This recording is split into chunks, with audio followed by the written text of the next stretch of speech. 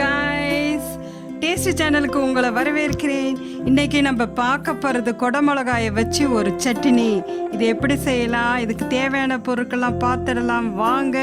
எல்லாத்தையும் எடுத்து ரெடியாக வச்சுருக்கேன். பார்த்தீங்களா, பொட்டுக்கடலை ஒரு 2 ஸ்பூன், கொடமிளகாய் 1, கனிந்த தக்காளி 2, தேங்காய் 4 பத்தை, சிறிதளவுக்கு இஞ்சி, 1 வெங்காயம், 2 காஞ்ச மிளகா, 1 பச்சை மிளகா.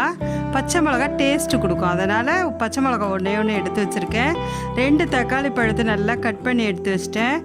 கொடமிளகா, வெங்காயம், இஞ்சி, தேங்காய் எல்லாத்தையுமே நான் கட் பண்ணிட்டேன். கருவேப்பிலை இது காஞ்சிருக்கு, இருந்தாலும் பரவாயில்ல.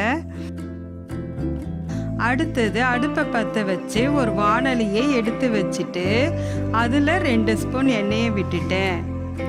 இப்போ எண்ணெய் காயிற வரைக்கும் நம்ம வெயிட் பண்ணுவோம். எண்ணெய் காஞ்ச பிறகு கடுகையும் உளுந்தையும் நம்ம அதில் போட்டுடலாம். இது நல்லா பொரிஞ்சு வரப்போகுது. பொரிஞ்சு வந்த உடனே நம்ம எடுத்து வச்ச கருவேப்பிலையும் அதில் போட்டுடலாம். போட்டு 2 பெரட்டி இதை நம்ம ஒரு பவுல் ஏற்கனவே ரெடியாக வச்சுருக்கணும்.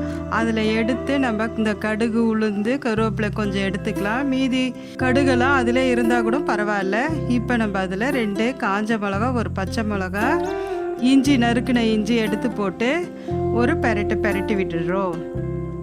இதுக்கப்புறமா நம்ம கட் பண்ணி வச்சுருக்கிற வெங்காயத்தை எடுத்து அதில் போட்டு நல்லா வதக்குறோம்.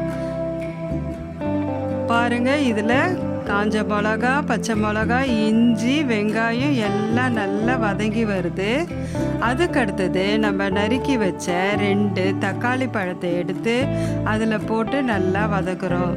பாருங்க, எப்படி ஆவி பறக்க பறக்க நல்லா சுருண்டு வருதா.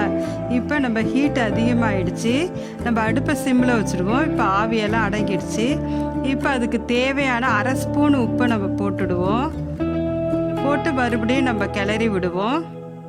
பாருங்கள், இப்போ ஹீட் அதிகமாக வச்சதுனால நல்லா ஆவி பறக்குது.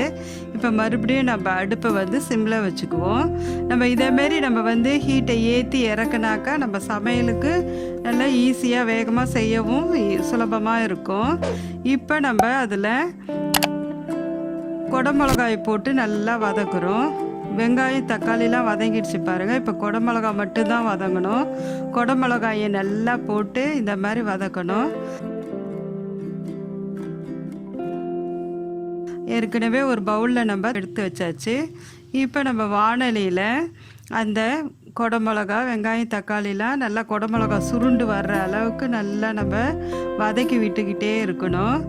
அப்போ தான் பச்சை வாசனை போய் இந்த சட்னி நல்ல டேஸ்ட்டு கொடுக்கும். கொடமிளகாயில் ஒரு பச்சை ஸ்மெல் இருக்கும், அது போயிடும். இப்போ அடுப்பை நிறுத்திட்டு இப்போ நம்ம ஏற்கனவே கட் பண்ணி வச்சுருக்க தேங்காயும் பொட்டுக்கடலையும் சேர்க்குறோம். இது இந்த ஹீட்டிலே நல்லா வதங்கிடும். 2 பெரட்டிட்டு இதுக்கு ஒரு நம்ம தட்டு போட்டு மூடி வச்சிடலாம். ஒரு 5 நிமிஷம் கழித்து சூடு ஆறின பிறகு பாருங்கள், சூடெல்லாம் நல்லா ஆறி போயிடுது. இப்போ ஒரு மிக்ஸி எடுத்துக்கலாம். அந்த மிக்ஸியில் இப்போ நம்ம வதக்கி வச்ச பொருட்களெல்லாம் போட்டு நல்லா அரைச்சிட்டு வந்துடலாம். பாருங்கள், இப்படி தான் இருக்கும். இன்னும் கொஞ்சம் அரைச்சிட்டு வரலாம். அரைச்ச பிறகு பாருங்கள், நல்லா மசிஞ்சு வந்திருக்கு. அரைச்சி முடித்த பிறகு எப்படி விழுதாக வந்திருக்கு பார்த்தீங்களா. இந்த சட்னி பார்க்கவே எவ்வளோ அழகாக இருக்குது பார்த்தீங்களா. கலரும் நல்லா வந்திருக்கு. இதை 2 இட்லி சாப்பிட்றவங்க கூட 4 இட்லி சாப்பிடுவாங்க, அந்த அளவுக்கு டேஸ்ட்டாக இருக்கும். இதை நீங்களும் உங்கள் வீட்டில் செஞ்சு பார்த்துட்டு உங்கள் எக்ஸ்பீரியன்ஸை கமெண்டில் எழுதுங்க. இந்த சேனலை சப்ஸ்கிரைப் பண்ணாதவங்களாம் சப்ஸ்கிரைப் பண்ணுங்கள், லைக் பண்ணுங்கள், ஷேர் பண்ணுங்கள். இதை நீங்கள் உங்கள் வீட்டிலையும் செஞ்சு பார்த்து எப்படி இருக்குன்னு எங்களுக்கு சொல்லுங்கள்.